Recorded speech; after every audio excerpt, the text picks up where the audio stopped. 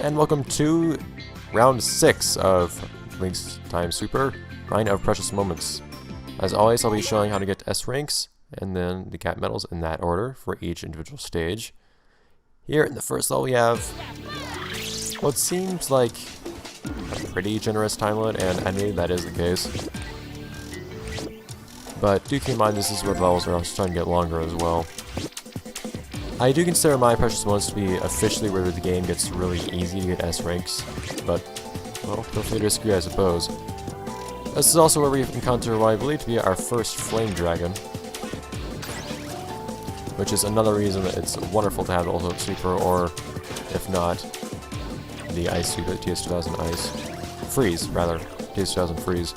Because it allows us to only use 2 trash to get rid of this thing up here, which saves us plenty of time and leaves us plenty of trash to deal with the next enemies too. You can run off to the right there. Instead of doing this whole part with the boulders, you can actually use the record with a seesaw to jump up to the top of the platform that I'm trying to get to right now. Saves you dodging these boulders and having to use a pause, but for some reason I just don't mind going for this part at all. You really don't need to use the record to save time for taking an S either. It's easy enough here, honestly. But naturally, something to keep in mind if you want to get the best time possible. You also run into our great friends, the level 3 Chrono Blobs. Thankfully, you don't see many of those things in the game, but ugh. These things bounce a good deal faster than any other Chrono Blobs. Particularly the repoints it, and I've started off and I'm used to.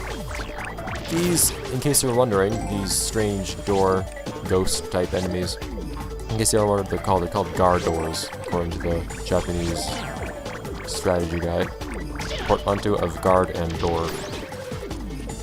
I've talked about before about the unfortunate situation of enemies falling off of a ledge and you having to wait for them to respawn. Fortunately, it's what happened here, but eventually Chrono Blob reappeared anyways. Oftentimes, though, that can be grounds for restarting a level, especially if they just won't respawn. I believe that's something that happens sometimes. And be careful whenever that happens too. Don't stand in the middle of a room if you're waiting for an enemy to respawn, because sometimes they can respawn on top of you and kill you immediately. Never quite understood the point of this here. You can use a slow, you can use a pause if you so choose, or you can just jump on across. No need to worry about breaking glitches. I can use the time control if you don't have to. Anyhow. This would be a pretty opportune place to use a record, I feel, if it didn't take so long to get rid of all the enemies. Perhaps you had some other trash, but I don't think there is any at this point in the level. Because you do have to hit a couple buttons over on the end here. And there are some enemies you could deal with, the name of the enemies I just got rid of, over in this corner. But you don't have enough time with the record to actually kill any of those enemies. So I'm not quite sure if you could manage to make a record actually save time or not. I also like to continue my tradition of occasionally hitting things that are much later in the level by hitting that octoballoon up there. Just gives us one less thing to focus on towards the end of the level when we have some relatively difficult platform to do. For some reason, the game still keeps throwing level 1 octoballoons at us, which isn't a problem. I do admit though it's probably a bad idea for me to pass up the chance to hit that mulligan right there, because it does not want to attack me now. But I figured it would be quicker to just use the trash on it and get rid of it quickly that way. Especially since now all I have is a single, rather simple dust herder to work with. So there's a nice little trick to getting across these belts, aside from just jumping to get across them more quickly. What you can do to simultaneously avoid the influence of the belts and avoid these barrels is rather perilously stay on the very edge. Stay on the rightmost edge and you can just run across at your leisure, without having to use any controls or anything of the sort. And then all I have to do is go get rid of the one last dust herder and you're good to go. Nothing stopping you from heading off to the gold ring like I did either, and waiting to have the dust herder recover from the last time you hit it, just to save it of time instead of waiting for it to get better and that in that sense. Wait for it to get up and then be vulnerable to attacking again. And then hit it and run it over again. Anyhow, so you may or may not have noticed under this portion here that I could have skipped but did not, over by the boulders, there's actually kind of just sitting under tracks. Nothing much more to explain there.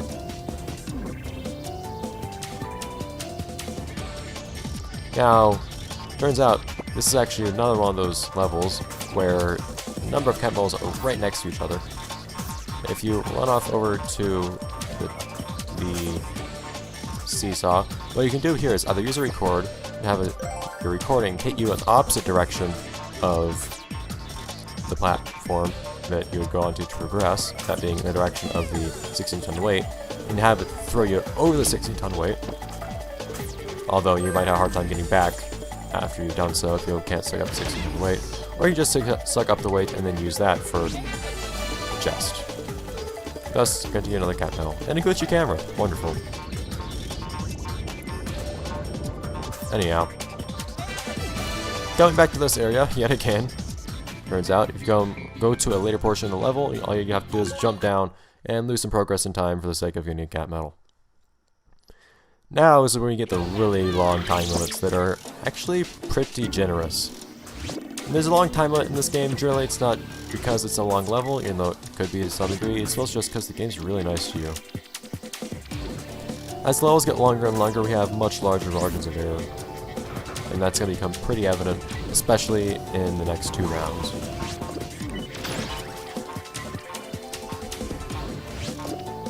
Now,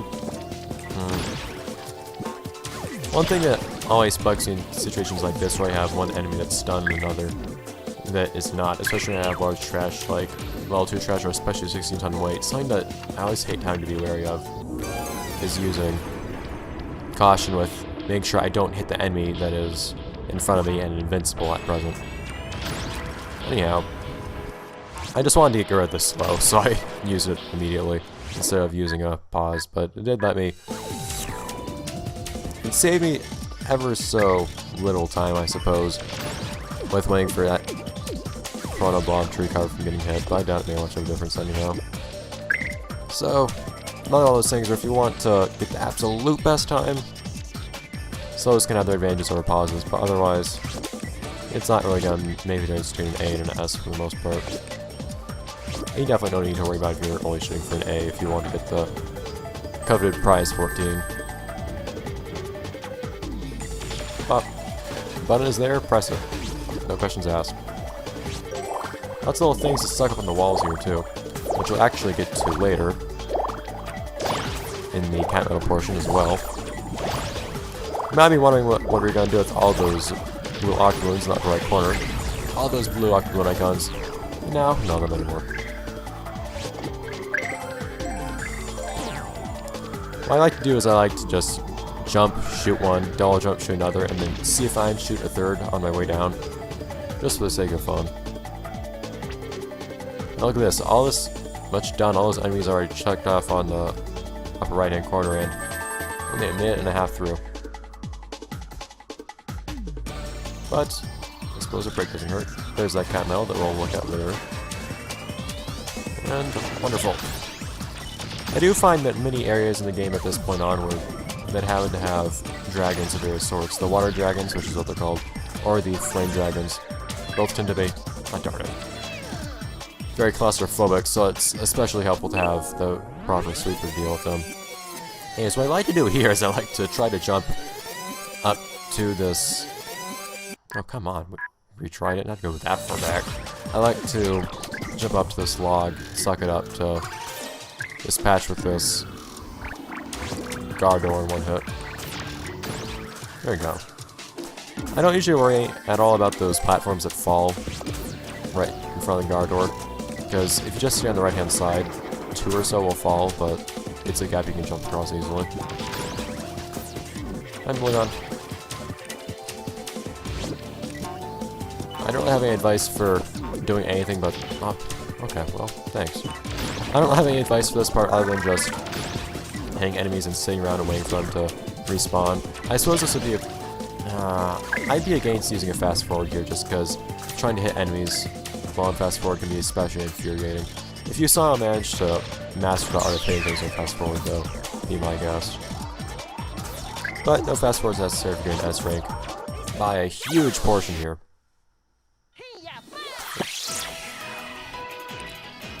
So that's a good few minutes ahead of what we really needed. Like I said, a huge margin of error at this point in the game. Which means, really more than anything, you don't actually need the special stuff that I have here, the nice sweepers and whatnot, to get everything you need. Although it is sometimes required for the cat mills, as you can see.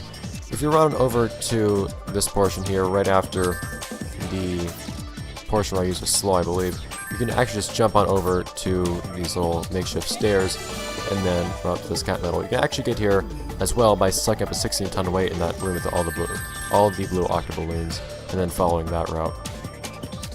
But right before that room with blue octoballoons, all I have to do is jump out to the side. You can get the bronze cat metal as well. And then for the final cat metal, in the final portion, you might have noticed a minecart running around. Turns out a minecart, despite going off into oblivion, is actually still rather useful. Use a rewind while inside of it, and ta-da, gold cat metal. Now on to stage 3. You can still find that things are pretty easy. Actually, I've always thought this one was the easiest to get in S ranking, for some reason or another. This one always felt the most oddly generous, and it was the one that struck me as... Yeah, it was the one that really gave me the realization that the game gets a lot easier later on with regard to getting S ranks. Anyhow.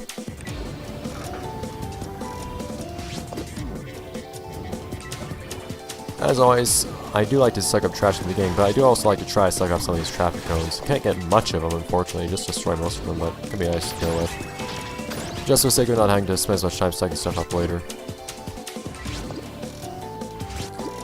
Now, of course, do make sure you have the proper... Oh, man. Don't waste trash. Do make sure you have the proper time controls with you, because there's no guarantee you'll be able to get the time crystals you need for record from the few time monsters you encountered by this point in the level.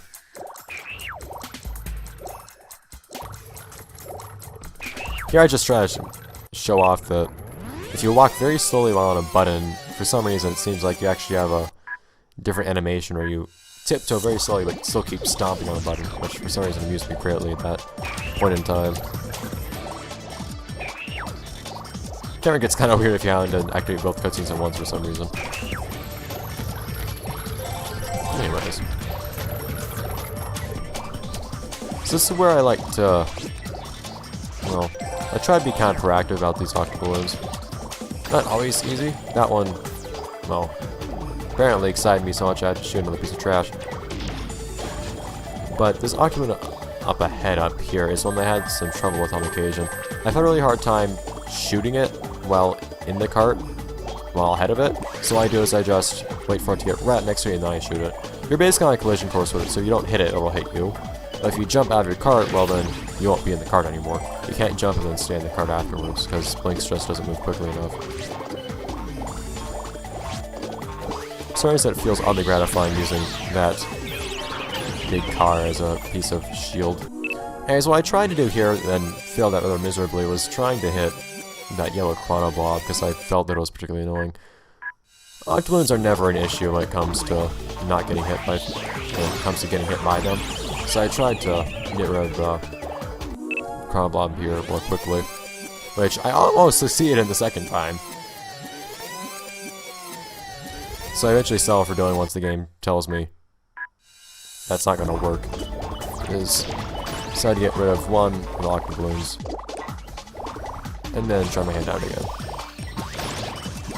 The annoying thing with big trash that does a lot of damage is that it's big, so it tends to have an issue of hitting things you don't want to hit. Octoballoons are very docile compared to really anything else in the game, and they, well, pretty much never hit you as long as you pay attention to them, so I don't mind using more trash on them and taking a little bit longer if it means me to save some time against the other enemies.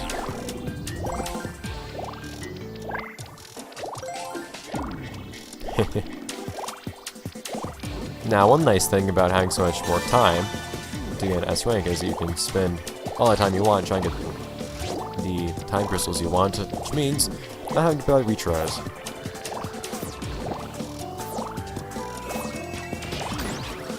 Now for some reason this particular mulligan I found to be kind of buggy, especially because of the minecart and that little platform to the left of it, as you can see right now.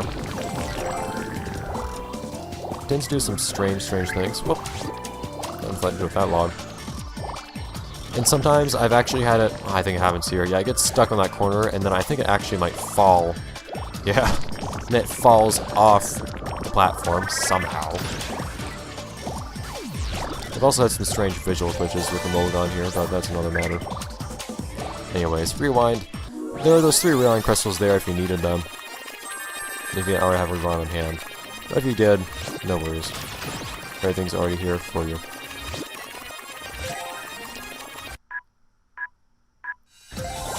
Try to hit the soft balloon while you're further away from it, so you can spend some time just getting close to it while it's recovering. Oh, well, didn't need that. Didn't need that expensive trash, I guess. Anyhow, from here, I have something of a hard time sometimes actually managing to hit these octoballoons without jumping out of the cart, but it turns out it is possible. It's just you oftentimes have issues with trash getting stuck on the ground, like you saw at one point there. Look at that, 252 on the dot. This is actually one of the more interesting levels, I think, because it's one of the levels where there's so much more to see than you actually see when you play through the level normally, at least quickly. Especially with lots of the cat medals. Lots of little alcoves, as you can see here. You just run off to one direction that you didn't need to go in. Or, in particular, if you don't activate some of these track switches, I suppose you'd call it, you can find some interesting stuff like this. We'll just take you to some very interesting places, and lo and behold, something new. Cat medal off in a corner, and then a balloon that takes you up somewhere else. Which will take you back to, I don't remember which platform takes you back to, but it'll take you back to the normal route. Now, if you don't hit the second switch, or if you just run along the route yourself, you can find the 3rd cat medal as well, off behind the, by minecart, behind the gold gate. Now onto the boss. This is a boss that's actually found to be a lot more difficult for me than some other ones. But it is actually kind of fun getting to use some time controls in a fun manner. As always, well, just about always, bring some spike bolts with me as well. I can start with the fast forward and then get more fast forwards. What you can see there is I didn't actually stop to do the you got a time control animation when I pick up those 4 time crystals.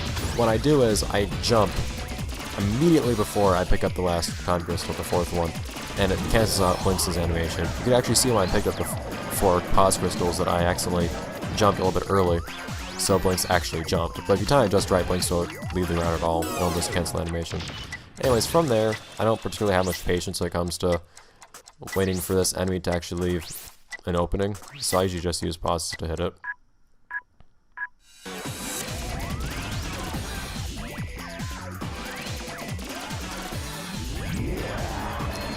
Might as well use all the time controls you see here anyways. The game is kind enough to give you 2 of every time control in this fight.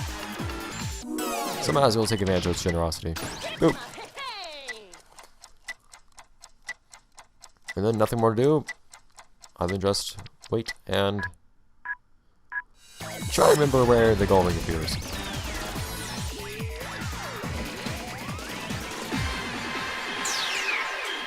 There we go. That then will be it for round 6 of the BLiNX 100% walkthrough. It is kind of to the point where I admit there's not much need for specific commentary on many things. I am trying to point out some more interesting things at this point, like the time control or the time crystal animation cancel I mentioned. But at this point, things are honestly pretty easy, for better or worse.